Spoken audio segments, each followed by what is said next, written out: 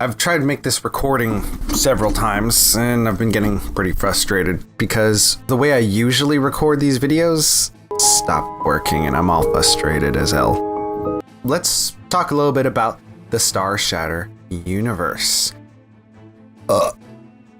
Because I am going to be doing a book review. Now, I met Argmar on the website minds.com way back in the day when I first signed up, and I've been sitting on reviewing the book for a long time because I haven't read it. However, when I sat down to read the first chapter, I realized there was something special here, and what I found was a little golden jewel. And I do have in my descriptions a link to his Patreon and various other places that you can read the book. Now, Starshatter is a alternative history universe where mankind is taken to the stars and genetically done something to themselves that I have yet determined because I got to read more into the book itself. But there's things such as uplifted animals, which are sentient and have hands. There's also aliens and all sorts of monsters to encounter. Very much so a deep intrinsic lore that's a lot like Battletech or Warhammer 40k. It is extensive. Not as extensive as, say, Battletech, which is absolute crazy, and that's coming from someone who is just trying to understand Warhammer 40k lore. My level's not quite, I don't know where exactly, somewhere here, we'll figure it out. Let's talk a little bit about the universe itself.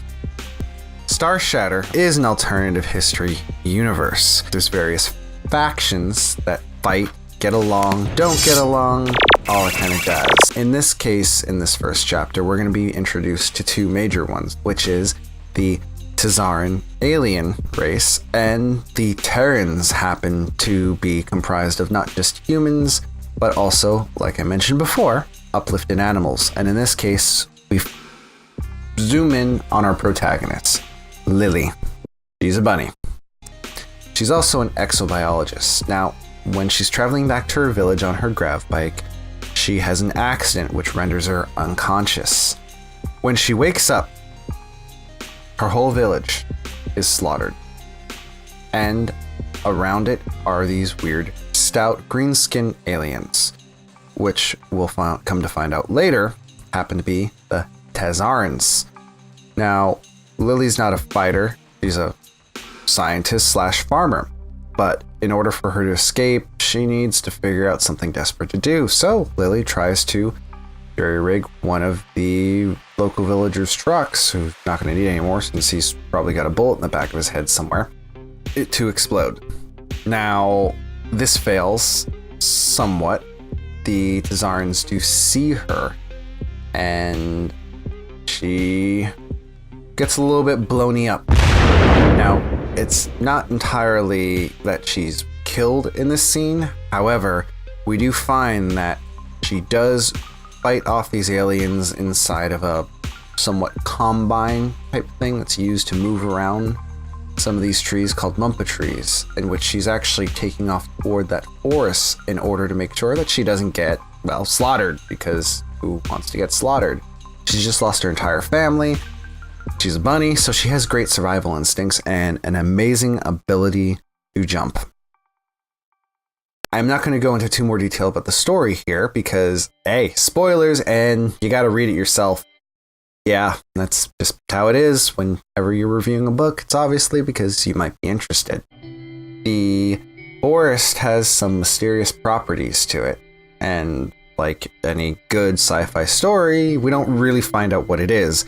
However, we do find that Lily, in some ways, manages to evade her Tazaran pursuers in a very clever way, mostly with guerrilla warfare. And at first, you're sitting there thinking, oh, well, Lily seems a little bit like a Mary Sue. No, not the case at all. We come to find out that the Tazarans may be a little bit of inexperienced, and there's an intimidation factor here. What I really liked about this part was that you see a clash between the two cultures, the Terran culture and the Tazaran culture, which is highly elitist, has immense emphasis on social structure and hierarchy, and they are not afraid to backstab, as we see several times throughout this short chapter. They do to each other.